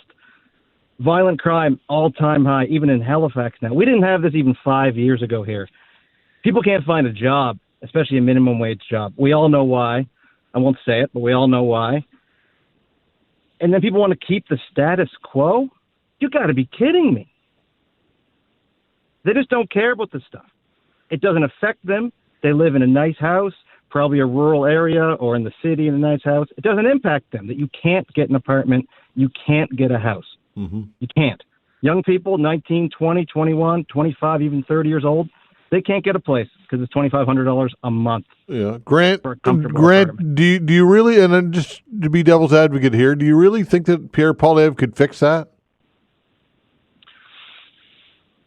I think lowering immigration numbers is key, and you say that, and everyone calls me names, but nobody calls you names. Whoever thought it's a good idea to bring in millions of people during a housing crisis? It just doesn't make sense. Yeah. And whoever's responsible for that should get fired, and that's what an election is to me. Fire them. Yeah. Whether the new person can remedy it or not, you fire the people who are responsible for this mess we're in. But people don't seem to care. They're out of touch with the common person. And then you say anything, and they just throw the word Trump out like that's it. That's the end of the conversation. And it's weak, and it's just sad to see how people have forgotten what the Liberals have done to our once flourishing, beautiful, happy country. And people aren't happy now. They're not. Yeah. Okay, Grant. Appreciate the call. Take care. 902-405-6000. That is the way to reach us. Hello, Wayne. Good day, sir. How are you? I'm well. How's your cigar? I just finished it. Nice. And I'm just pulling in the Canna connector at down in Sackville Drive. Okay, nice. So, can you give me a quick brief on what this conversation is about a flag in schools? Because I keep getting the tail end of it. Okay, I can give you the South Shore Regional whatever. Can't remember the exact name of the organization. The organization that's in charge of schools in that area, in the South Shore, decided for whatever reason, out of the blue, to only have the Canada and Nova Scotia flags flown outside of schools for their region. And they said the reason was that some of the flags were falling into disrepair, and the maintenance of them was a problem. So therefore they said, We'll allow the flags to be inside but not outside, and the education minister Brendan McGuire swiftly ordered them to fly all the flags back, so that reverse that decision. That's the long and short of it. Well, every time this conversation comes up about a Canadian flag, a nuclear bomb goes off in my brain, and I get kicked to the hilt. Yeah. And here's the reason why: the Union Jack. The little bit of red that is on it, to me, that I look at that red as the blood that was spilt to make this country great that it is. Then we switch to the red ensign. Red ensign is all red with a little Union Jack up in the corner. That red represents to me the same thing. The red that's on our flag today, that represents the same thing to me. Whenever I look at it, I think of the guys that gave the ultimate sacrifice to give us the freedom that we have today. Mm-hmm. When people are flying flags, you see some companies out there and businesses, they're so badly tattered that I've seen veterans actually stop and pay to have that flag changed, or they went to a veterans organization, got a flag, went back to the company and changed the flag. And they're right. If you got a flag up, have pride in your flag, have pride in your country. You shouldn't be letting it fall apart like an old rag up there flying around. There's people gave their life for the freedom we have today. And with respect to the federal government when it comes to flags, there is no act of parliament protecting that flag, and there should be. And when, like an example, when you come on the Sackville Drive, when you're coming off the 102 to come into Sackville, get on the Sackville Drive, on your right there's a monument there that the Legion has there. All the flags are flown respectfully, and the Canadian flag is above all the other flags the way it should be done. People need to be taught in school or in the packaging of the flag how to fly that flag properly and look after it. I get some knot in my face when I see somebody disrespecting our flag. Okay. That's my rant for today. Okay, Wayne, thanks for the call, pal. Take care. 902-405-6000. We'll continue with your calls when we come back.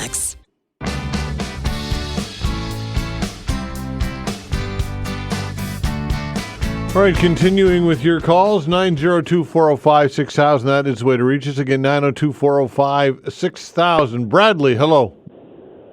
How you doing today? Doing well, you?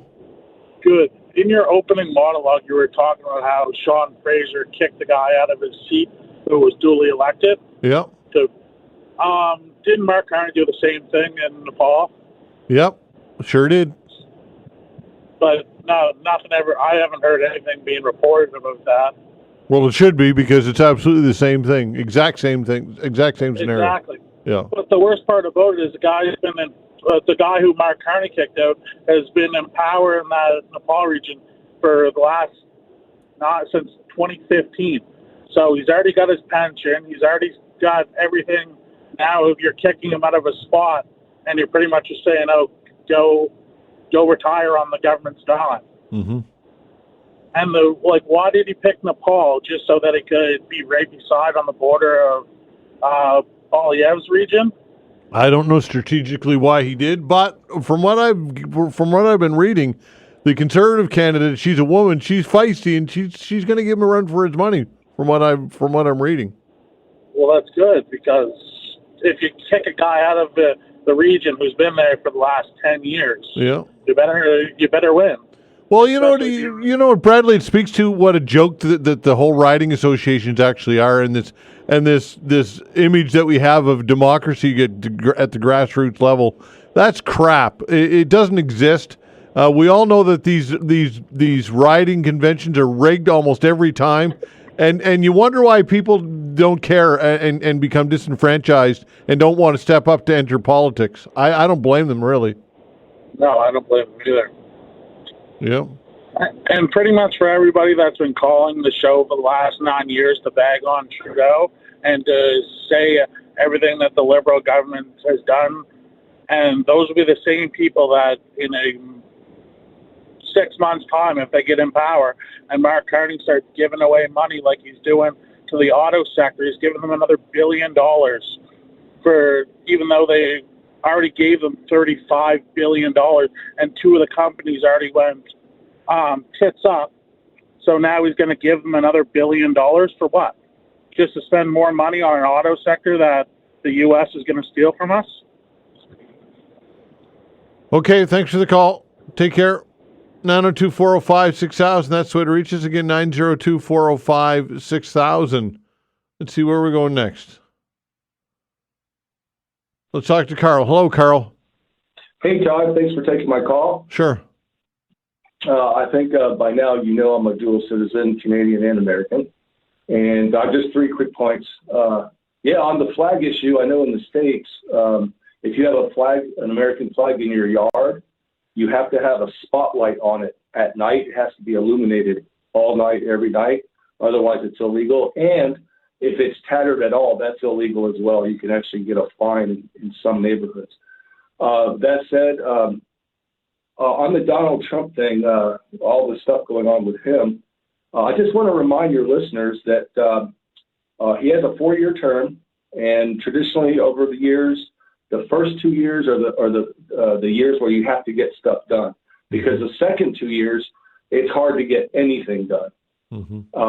And so he's already 3 months in. So we got a year and 9 months, and then after that, everybody starts turning towards running and who's going to be our next leader and all that stuff, and then not much gets done in Congress. So his days are numbered. So I wouldn't worry too much. Whatever he does can be undone later by somebody else or what have you. And then my last quick point was, did I call it or what? Alistair is so spot on. That jackpot is bigger than it's ever been, I think. Yeah. It's probably going to reach like $10,000, which might be good for somebody down the line somewhere. But he's really accurate. So kudos to him. He's doing a good job. Okay, Carl. Thanks for the call, pal. Have a good day. All right, take care. 902-405-6000. Hi, Sean. Hey, buddy. How are you? I'm well. You?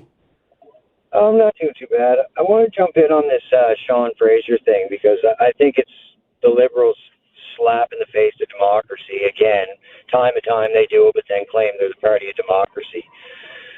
But yesterday, I found it really, really odd that Mark Carney spoke the way he did about Sean Fraser, and the fact that he's this great, almost like Sean Fraser left politics on this high note, retiring, going out on a good note. And I just couldn't understand why that was. Why are you kicking out a great candidate to bring this terrible guy out? I mean, his track record speaks for himself. Maybe not personally, he might be a good guy, but his track record is terrible. So I started digging deeper into that. Why would this happen? And I found some pretty disturbing things, if I do say. First, back in 2021, 2022, when Sean Fraser was immigration minister, and he started with bringing in the 450,000 people, and then he jumped it all of a sudden to 500,000 people. He was getting advised by somebody, and he was getting advised by the company or corporation, whatever you call it, of Century Innovations. Now, I don't know if you've heard this. Obviously, callers have called up and talked about Century Innovations, and Mark Carney was a big part of that, right? He was a very big part of Century Innovations, and then I think you mean Century Initiative, right? Not Innovation. Initiative. Sorry. Century Initiative. Yeah. Yes, that's right. So back then, Sean Fraser was working with Century. And these are where these exact ideas come from, what Sean Fraser put forward. The mass immigration of 500,000 a year, let's bring these people in, and they're not vetting them. That's part of what Century puts out there. So we now know that Century was totally behind advising Sean Fraser at the time. That's true. So that brings us to why would Mark Carney bring in Sean Fraser? Well, I don't know if you know this, Todd, but a couple months back there when Carney started running, he announced that one of his advisors was going to be Mark Wiseman, right? Mm-hmm. So he was announced to be Mark Carney's advisor. Now, Mark Wiseman happens to be the co-founder of Century. Mm-hmm.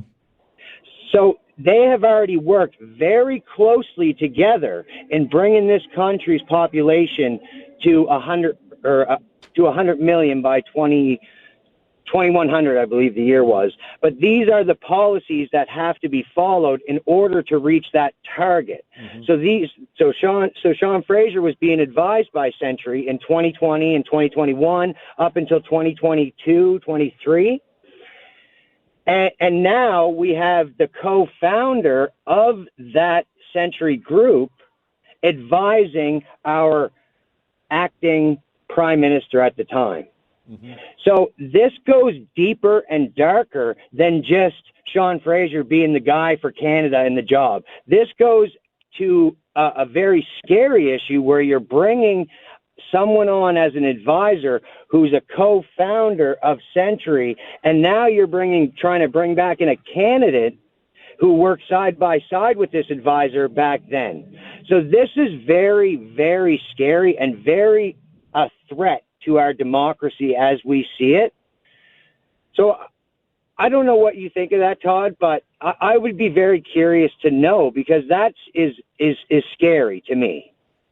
Yeah, and look, I'm following them, connecting the dots, and I can't dispute anything that you said with the Century Initiative and the fact that the co-founder was an advisor, a trusted advisor, Mark Carney, and there certainly appears to be a real connection, and there was a real connection with what Sean Fraser did under immigration.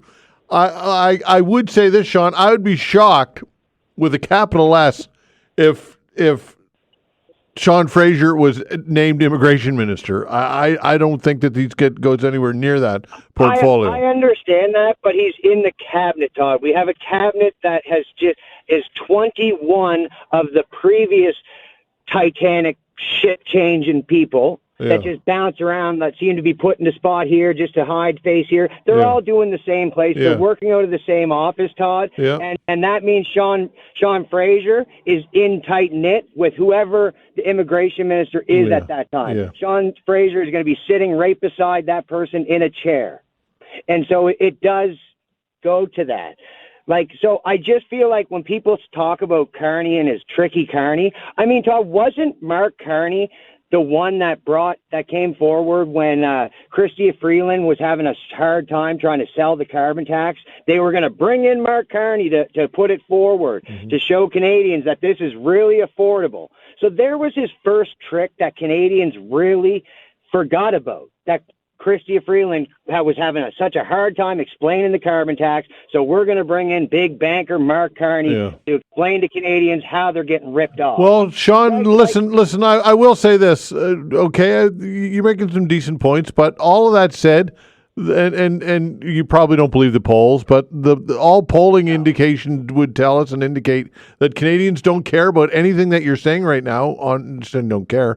The majority of Canadians don't seem to care because they're supporting Carney and they're surging in the polls. So why do you think that is? I don't agree with that. And why don't I think that is? If you look at a recent poll there last week, yesterday or Monday, Nanos put out, and it was a demographic poll, and it showed each category broken down, right? It showed 18 to 22, 23 to 30, 40, etc., and then 60 plus.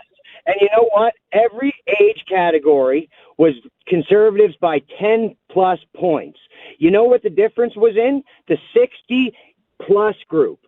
The 60-year-olds were voting 20% more. So the boomers who have pensions, who have homes already, they are the ones that are watching the news. They are the ones at home answering their home phone to these pollsters and taking the polls. Todd, I'm 35 years old. Do you think I have time to answer a poll? I know. We've covered that. We've covered that before, Sean. Listen, I'm up against the break. I'll let you go. Hopefully you got to get off your chest what you're hoping to do. Thank you. Thank you, Todd. All right, take care. 902-405-6000. We'll continue with your calls when we come back. Continuing with your calls, 902-405-6000. Hello, Dave. Yes, hello, Todd. Thank you for taking my call. Sure.